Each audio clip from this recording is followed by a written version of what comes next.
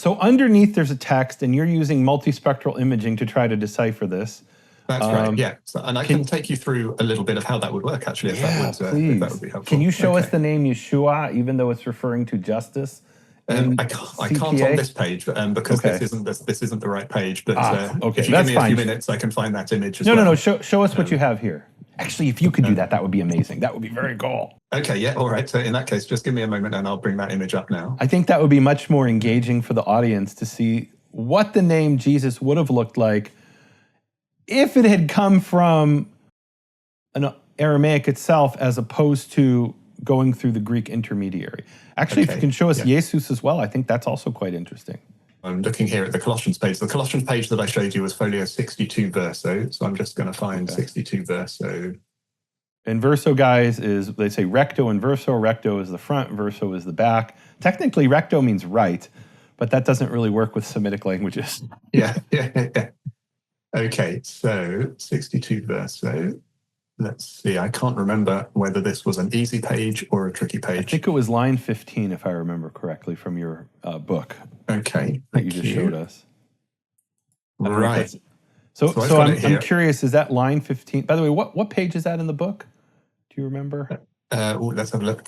106. You can turn to Colossians 4, 6 to 11, page 106, folio 62 verso. Okay, there it is. And it's line 15 via Yeshua. Okay, or however that, Yeshua, I don't know how they pronounce that in Syriac.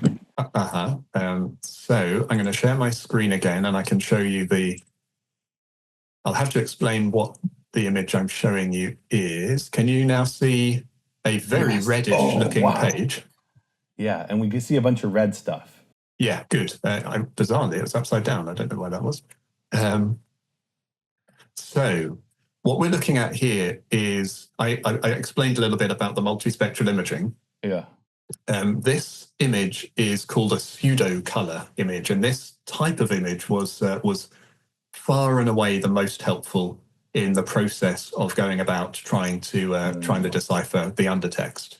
In effect, what a guy called Keith Knox, total genius, I think that he used to work for NASA, helping them with their telescope imagery and improving the clarity of that. And then, anyway, but that could be wrong, so I have to do a fact check on that. But anyway, yeah. So he came up with this method, and it was astonishingly helpful. Did he himself do these images? I've heard of him.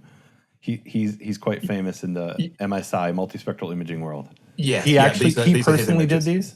Yeah. So he, as part of, he and others came along, and actually the whole process of the imaging and the processing was kind of a two-pronged affair. And so he did the kind of automatic batch processing, and then another guy called Roger Easton was in charge of a different type of statistical processing, but basically two different ways of improving it's very interesting. The so I worked with some multispectral imaging. I was there when some was done on some Torah scrolls. And at least the team I was with, what they did is they took 48 images, and they had it down to a science where they would press a button, and a bunch of machines would know, okay, first we take this image and that image and that, and it would take about 3 minutes to take those 48 images. And they were doing that for each, in this case, sheet, or maybe it was a couple columns, I don't remember, because it's not pages with a Torah scroll. And then there's a whole post-processing they have to do to produce the pseudo-color. And you can do that in different ways. And there has to be kind of like a feedback with the scholar, where the scholar says, yeah, I didn't really get anything out of that. Or, I need a little bit more of this. Okay, well, we'll run a different, I don't know if it's algorithm, I don't really know how they do it, right? It's a post-processing where they bring out the pseudo-color. And it's called pseudo, guys, because it's not really red in real life, right? We do have red ink, but this isn't red. What this is doing is a certain type of ink, or a certain maybe composition of ink, is being emphasized here as red.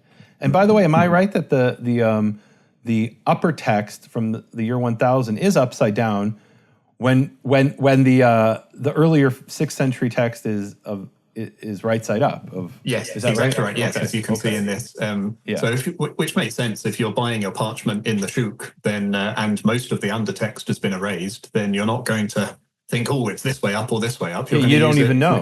Yeah, you don't know. You have been listening to Hebrew Voices. To hear the rest of this conversation, head over to nehemiaswall.com and become a support team member today.